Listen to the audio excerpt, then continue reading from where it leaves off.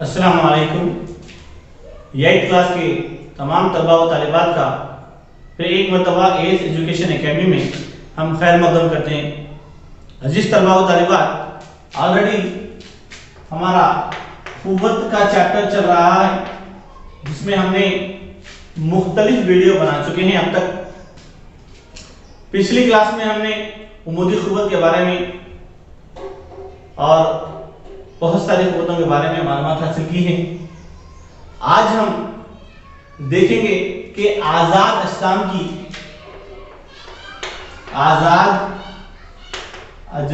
کی حاصلہ قوت معلوم کرنے کے لیے حاصلہ قوت معلوم کرنے کا طریقہ دیکھیں گے. یعنی کوئی بھی ایک جسم جو غیر ہموار حرکت کر رہا ہو اس پر حاصلہ قوت کس طرح معلوم کیا جاتا ہے، یا آزاد مجسم خاکہ جسے ہم انگلش میں FBD فری باڈی ڈایاگرام کسے کہتے ہیں دیکھیں گے. آزاد مجسم خاکہ یا FBD فری باڈی ڈائیگرام کسے کہتے ہیں بولے تو کسی بھی جسم پر عمل کرنے والی تمام قوتیں، جیسے فار ایگزامپل میں یہاں پر ٹھہرا ہوا ہوں، اگر زمین کی جانب سے اگر غور کیا جائے تو زمین کے اندر تجاذبی قوت ہے جو مجھے کھینچ رہی ہے، اور میرے جسم کی ایک قوت جسے ہم عمودی قوت کہتے ہیں جو مجھے بالکل زمین کے اوپر ٹہرنے کا موقع دے رہی ہے. تو یہ کیا ہے؟ قوتیں. یہ تو اور اس طرح کی قوتیں کسی جسم پر عائد ہوتی ہیں، ان تمام قوتوں کو ظاہر کرنے کا جو خاکہ ہوتا ہے اسے ہم آزاد مجسم خاکہ فری باڈی ڈائیگرام کہتے ہیں. فرض کیجئے مثال کے طور پر جو ہے ایک کار ہم لے رہے ہیں. اوکے، کار ہم لیے ہیں. اگر ہم اس کار پر غور کریں گے، جب کار کیسی رہنا؟ حرکت میں رہنا، چاہے وہ ہموار حرکت ہو غیر ہموار حرکت ہو. جب یہ حرکت کرے گی تو اس کی جو قوت ہوگی اسے ہم کیا کہہ رہے ہیں؟ F کہہ رہے ہیں. کیا کہہ رہے ہیں؟ F. جب ہم ایکسیلیٹر دیں گے تو کیا کار کیا ہوگی؟ آگے بڑھے گی. اوکے، تو اس قوت کو یعنی انجن کی جو قوت ہوتی ہے، انجن کیا کرتا ہے؟ گاڑی کو آگے بھگاتا ہے، تو اس قوت کو ہم F کہہ رہے ہیں. اور چونکہ اس کو زمین اپنی جانب کھینچتی ہے تو ہم اس کو FG یعنی گریویٹیشنل فورس کہہ رہے ہیں، یا اس کو ہم W سے بھی ظاہر کرتے ہیں. اسی طرح جب یہ جسم حرکت کرے گا تو ٹائر جو ہے زمین سے لگے ہوئے بھاگیں گے، تو یہاں پر کیا ہوگا؟ ایک قوت عائد کرے گی جسے ہم اسمال f کہہ رہے ہیں.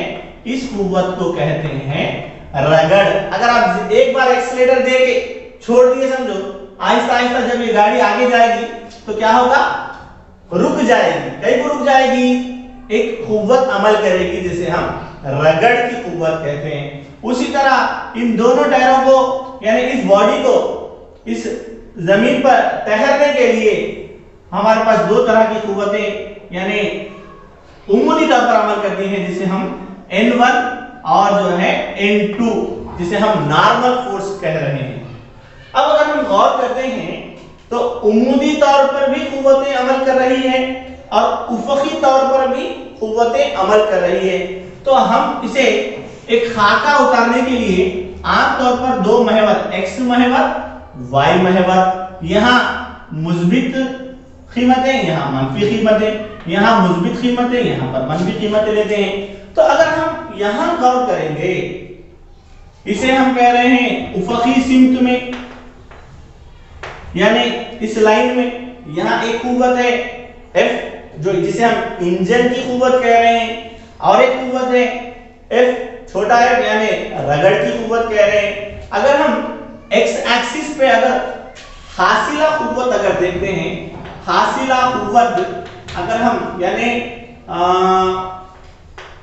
F net ایکس محور پر اگر ہم دیکھتے ہیں तो कैपिटल एफ में से small F, capital F minus small F क्या है, ये एक्स महवर पर है। उसी तरह अगर हम एफ नेट वाई महवर पर अगर हम देखते हैं तो यहां पर देखिए आप n1 n2 उमूदी कुव्वतें हैं, n1 n2, और माइनस जो है एफ जी यानी जिसे हम w कह रहे हैं, ये क्या कर रही है, इनके बरमुखालिफ उसे अपने जानिब खींच रही हैं। तो इस खाके को हम कहेंगे आजाद मुजस्सिम खाका, फ्री बॉडी डायग्राम, जहां पर इस बात को जाहिर किया जाता है कि किसी जिस्म पर असर होने वाली तमाम कुव्वतें, इंजन की कुव्वत, रगड़ की कुव्वत, नॉर्मल दो फोर्स और जो है जमीन की तजाजुबी कुव्वत को एक खाके के जरिए बताना ही आजाद मुजस्सिम खाका, FBD, फ्री बॉडी डायग्राम कहलाता है। आइए हम देखते हैं कि जिस्म की हालत हरकत और सिमत में तब्दीली पर कुव्वत के असरात क्या होते हैं। फर्ज कीजिए कि जैसा कि हमारी दरसी किताब में एक शक्ल दी गई है, इस शक्ल में एक फुटबॉल को जमीन पर रखा गया। जब उस फुटबॉल को हम पैर से मारते हैं, ढकेलते हैं या उस पर कुव्वत लगाते हैं तो वो हालत सुकून में पाए जाने वाला फुटबॉल हालत हरकत में आ जाता है। यानी कुव्वत का यहाँ पर असर ये हुआ कि हालत सुकून में पाया जाने वाला फुटबॉल हालत हरकत में आ गया। अगर ये जो दूसरी तस्वीर दी गई है, अगर आप इस पर गौर करेंगे तो इसमें ये बताया गया कि हरकत करने वाले फुटबॉल की सिमत में ही और आप कुव्वत लगाएंगे तो वो क्या करेगा, और तेजी से जो है सफर करेगा, या आप उसके मुखालिफ सिमत से आके अगर उसे रोक देंगे, पकड़ लेंगे तो वो क्या हो जाएगा, हालत सुकून में आ जाएगा। जैसे कि आपने फुटबॉल मैचेस में देखा कि बहुत सारे फुटबॉलर्स क्या करते हैं, बॉल को दूसरों तक पास करते हैं। जब वो बॉल को मारते हैं तो वो हरकत करते हुए दूसरे फुटबॉलर के पास चले जाता है, तो दूसरा फुटबॉलर क्या करता है, उसे अपने पैर से रोक देता है। तो कुव्वत के असर की वजह से किसी जिस्म को हम हालत हरकत में भी ला सकते हैं, उसकी सिमत में और हरकत में इजाफा भी कर सकते हैं। इसके अलावा बचपन में बच्चे क्या करते हैं, आमतौर पर एक टायर को यानी साइकिल के टायर को क्या करते हैं, लकड़ी से भगाते हैं। जब उसको और वही सिमत में जब बार बार लकड़ी को मारता है तो वही सिमत में टायर क्या करता है, बहुत फास्ट भागने की यानी उसकी रफ्तार में इजाफा हो जाता है। अगर हम उसे पकड़ लेते हैं तो वो रुक जाता है यानी हालत सुकून में आ जाता है। तो इस तरह किसी जिस्म की हालत हरकत और सिमत में कुव्वत का असर होता है। आइए अब हम देखते हैं मुतहर्रिक जिस्म की सिमत में कुव्वत हासिला के असरात। हमारी दरसी किताब में ये तस्वीर दी गई है जिसमें कैरम बोर्ड को बताया गया है।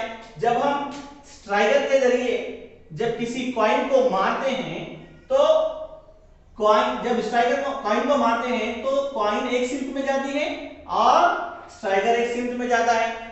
हर बार मुख्तलिफ सिमत होती है, यानी ऐसा नहीं कि जब हम कुव्वत लगा रहे हैं स्ट्राइकर पर तो वो स्ट्राइकर किसी भी कॉइन को एक ही सिमत में हरकत, ऐसा नहीं होगा।